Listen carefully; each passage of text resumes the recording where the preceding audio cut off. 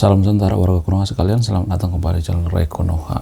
Beberapa tahun yang lalu, secara mengejutkan, para sastrawan menemukan sebuah dokumen rahasia.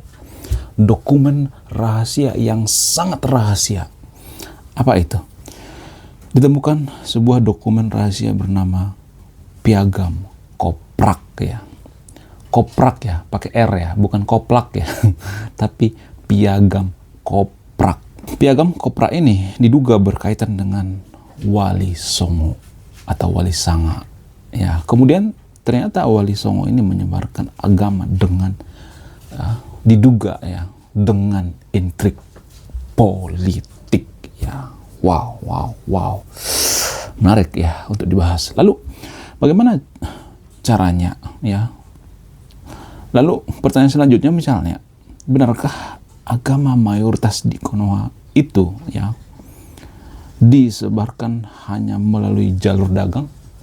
Yakin dengan hanya jalur dagang? Menarik untuk kita kupas ya. Kita akan kupas tuntas di sini ya. Semua yang saya ucapkan di video ini ada datanya ya. Ini saya bacakan sumbernya ya. Saya ngambil sumber dari Piagam Koprak oleh Perpustakaan Nasional Republik Indonesia. Kemudian sejarah Wali Songo oleh Dr. Haji Slamet. Dan untuk mempersingkat waktu, saya akan menampilkan datanya di sini ya, atau sumbernya ya. Apa itu Piagam Koprak? Piagam Koprak adalah dokumen historis yang ditemukan di Pulau Jawa. Ya. Indonesia yang berisi tentang perjanjian antara Wali Sanga ya, atau 9 wali dengan Raja Demak, Raden Patah, yang saat itu Konoha masih bernama Nusantara, belum Indonesia ya. Lalu apa isinya? Yang pertama itu ada perjanjian untuk menyebarkan agama Islam di Jawa. Yang kemudian misalnya ya, pembagian wilayah untuk menyebarkan agama, perintah untuk membangun masjid di pusat-pusat pendidikan. Wow, luar biasa. Kemudian perjanjian untuk menghormati tradisi lokal, ya, perintah untuk memperkuat persatuan umat Islam. Dokumen rahasia ini, dokumen bernama Piagam Koprak ini punya semacam perjanjian gitu, ya, semacam ada pasal-pasal gitu, semacam kitab suci yang harus ditepati, atau sebut saja dengan kitab Taurat ya, sama seperti kitab Taurat, ada hal-hal yang harus ditepati, nggak boleh dilanggar. Apa itu? Yang pertama ya, pengakuan terhadap kekuasaan Allah ya. Yang kedua misalnya perjanjian antara Wali Sanga dengan Raja Demak ya. Pasal keempat atau pasal 4 sampai ke 6 misalnya, pembagian wilayah dan tugas ya, perintah pembangunan masjid dan lain sebagainya ya. Dan terakhir itu adalah doa dan harapan. Jadi ini penyebaran agama secara masif dan sistematis ya, direncanakan dengan sangat-sangat matang. Apa tujuan daripada dokumen rahasia ini atau misi terselubung ini? Apa tujuannya? Tujuan yang pertama itu menyebarkan agama di Pulau Jawa ya. Jadi mereka memfokuskan, menargetkan Pulau Jawa. Kenapa harus Pulau Jawa? Karena Pulau Jawa adalah kunci ya. Ada pepatah yang mengatakan Pulau Jawa adalah kunci. Jadi kalau mau menguasai Nusantara zaman dulu, kuasailah Pulau Jawa. Kalau Anda menguasai Pulau Jawa berarti Anda menguasai keseluruhan Nusantara. Sampai sekarang juga seperti itu. Kalau Anda bisa menguasai ibu kota Jakarta, DKI Jakarta, maka Anda akan menguasai seluruh Indonesia. Anda akan terkenal seluruh Indonesia. Jadi kalau Anda menaklukkan DKI Jakarta, Anda menaklukkan seluruh Indonesia. Kemudian mempersatukan umat mayoritas di Konoha ya, menghilangkan perbedaan dan memperkuat kesatuan, membangun masyarakat yang kokoh ya, membangun komunitas yang harmonis dan berakhlak. Kemudian ada tujuan sosial misalnya, meningkatkan kesadaran sosial ya, membangun pendidikan ya, mempromosikan keadilan dan lain sebagainya. Walaupun itu tidak benar-benar nyata sampai sekarang ya, itu adalah visi dan misi daripada Piagam Koprak ini. Namun walaupun mereka ini menyebarkan agama, ternyata ada tujuan politiknya juga. Apa itu? Mengakui kekuasaan Raja Demak, mengakui otoritas Raden Patah. Wow. Ada motif politik ternyata ya. Kemudian membangun kerjasama, ya, meningkatkan hubungan antara wali sanga dengan penguasa, ya, mempertahankan keamanan, menghindari konflik dan kekerasan dan lain sebagainya. Ya, selain tujuan spiritual ada tujuan politik juga, ya. Nah, yang jadi pertanyaan, bagaimana strateginya? Strategi daripada wali sanga ini menyebarkan agama menggunakan intrik politik atau strategi politik. Yang pertama itu kerjasama dengan penguasa, ya, membangun hubungan dengan raja-raja Jawa untuk mendapatkan dukungan.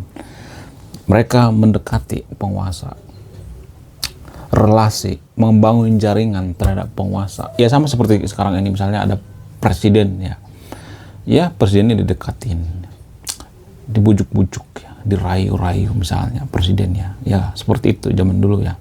Kemudian ada pendekatan diplomasi misalnya, berdialog dengan pemimpin agama lainnya untuk mempromosikan toleransi. Ya, zaman dulu itu waktu penyebaran agama mayoritas di Konoha itu masih berorientasi pada toleransi, ya, mengedepankan yang namanya toleransi.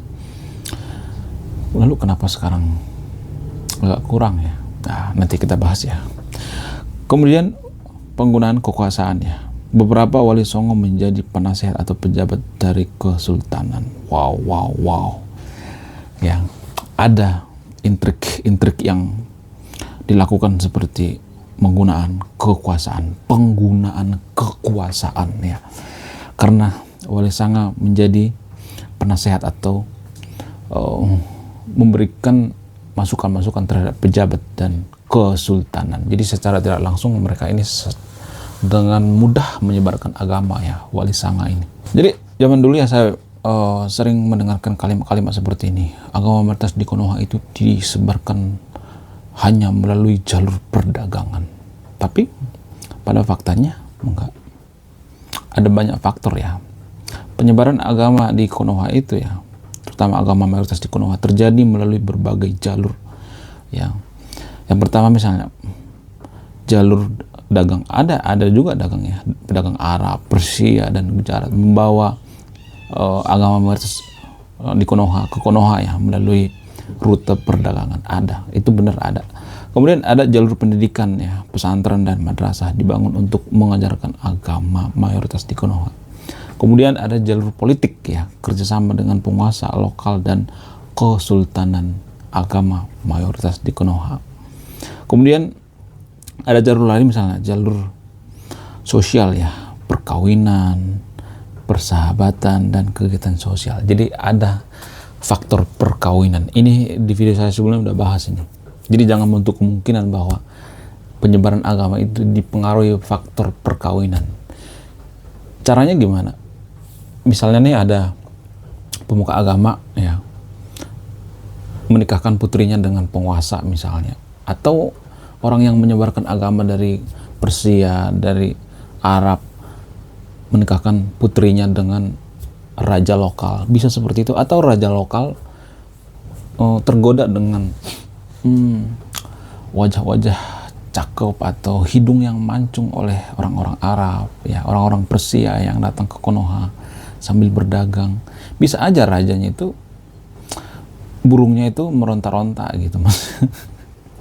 Maksudnya burung perkutut raja tidak bisa dihandle, ya, tidak bisa ada seperti itu, ya, karena pengaruh burung yang meronta-ronta tidak bisa dikontrol dengan akal sehat dan pikiran.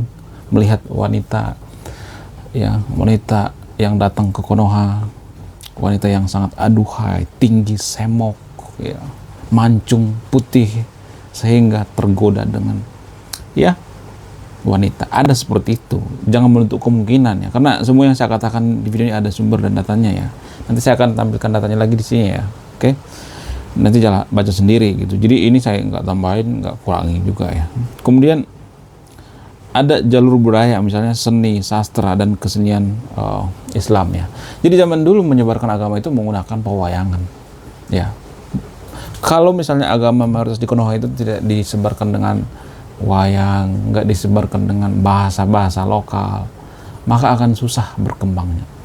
Jadi penyebaran agama itu paling cepat itu, ya, menguasai agama lokal dulu deh, ya. Sama seperti di Tapanuli misalnya, atau Tanah Batak di daerah Sumatera Utara sana. penyebaran agama Kristen di sana itu sangat masif ya. Dan yang menyebarkan agama Kristen ke sana itu bisa bahasa Batak loh, namanya Nommensen. Ya, dia adalah orang Prancis, bukan orang Prancis, orang Jerman. Dia menyebarkan agama di sana. Dia bisa belajar bahasa Batak, dia ngomong bahasa Batak, sehingga orang-orang di sana itu bisa menerima.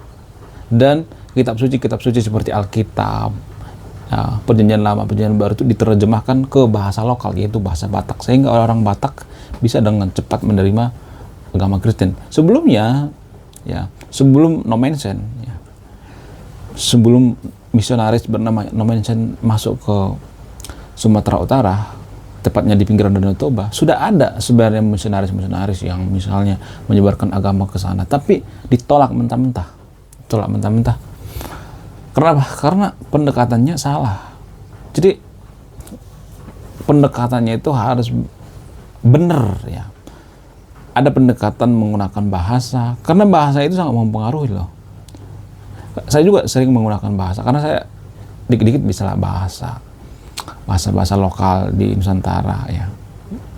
Dikit-dikit bisa. Tapi kalau saya misalnya belanja apa gitu, terus saya lihat yang ngejual itu suku A misalnya, nanti saya menggunakan pakai bahasa itu ya, bahasa mereka ya. Katakanlah orang Sunda misalnya, nanti saya ngomong pakai bahasa Sunda. Jadi ini mempengaruhi harga. Bahasa itu mempengaruhi harga, dan penyebaran agama juga mempengaruhi. Lebih mudah, lebih cepat kita diterima kalau kita mengerti bahasa lokal.